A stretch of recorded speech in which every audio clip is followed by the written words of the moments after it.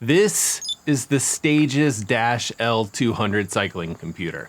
It's a cycling computer that no one really has asked me to review, and to be frank with you guys, I've got pretty low expectations for this bike computer. But the Dash L200 seems to check all the boxes. It connects to all the cycling devices. It maps, it navigates, it loads workouts, it has a large color display screen, and generally does what a cycling computer is supposed to do. So why aren't we all riding around with this computer? In this video, we'll go over the basics about this computer, but I also want to talk about what might be holding this device back.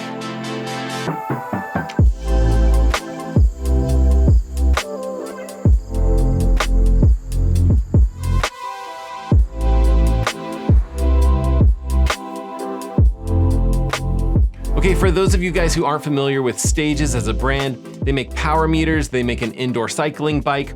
They also make a few cycling computers. They make the M200 for $280, and this, the L200, which costs $330. M is for medium and L is for large. And here it is next to a few products that might be a little bit more familiar to you. Maybe the Garmin Edge 840. We can put the 530 here, the Wahoo Element Roam, a little Lego guy here just for size comparison if you're not familiar with any of these devices. But looking closer at the L200, you see it has 4 front bottom buttons. So it does very much remind us of something like the Wahoo Roam. It's a pretty big device with a 2.7-inch screen, and it comes in a little bit on the heavy side at around 105 grams. And then as far as battery life goes, you can expect about 18 hours, which again is similar to something like the Wahoo Roam, but less than something like Garmin's 540 device, which will go somewhere around 26 hours.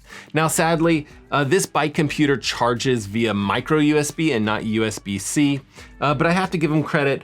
One thing that they've done that's nice is the mount is just a basic Garmin compatible mount, so it should be compatible with tons of different third-party mounting options. And the Stages bike computer has one kind of fun trick that it can do. If you go into settings, you can actually change the orientation of this bike computer so you can display it vertically or horizontally.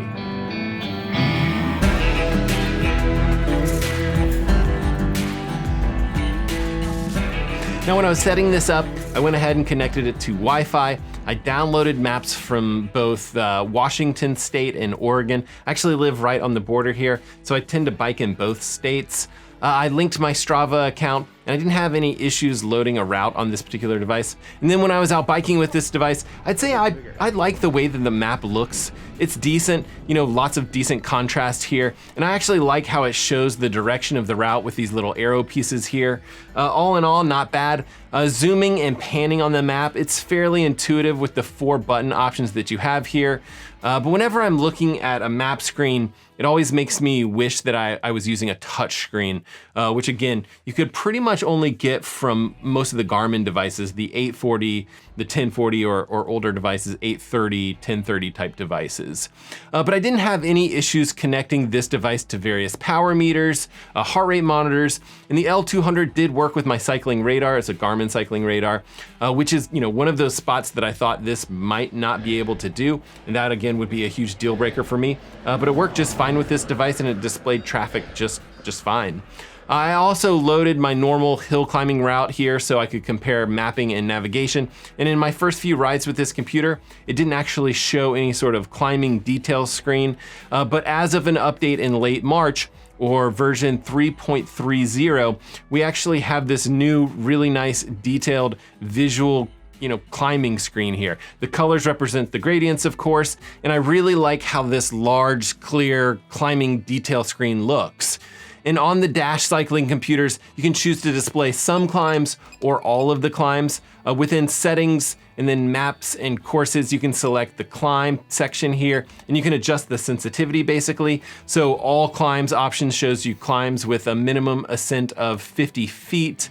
The default, the medium and above, and that's kind of what I've been using, is climbs that are over 115 feet, or the large only climbs shows climbs of 260 feet and above. And this new climb feature does require you to have inputted a route on the device.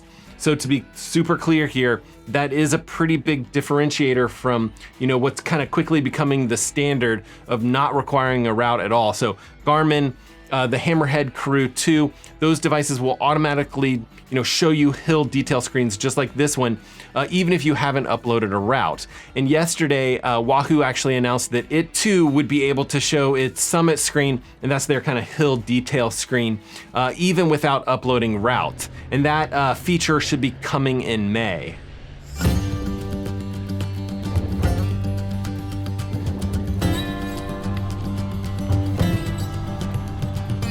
So overall, I'd say I'm surprisingly happy with the Dash L200.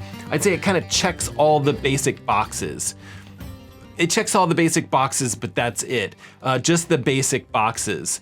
There are other brands that really do, blow this device out of the water if we're comparing, the number of features, more metrics, more metric types, potentially better maps, and I would say better navigation.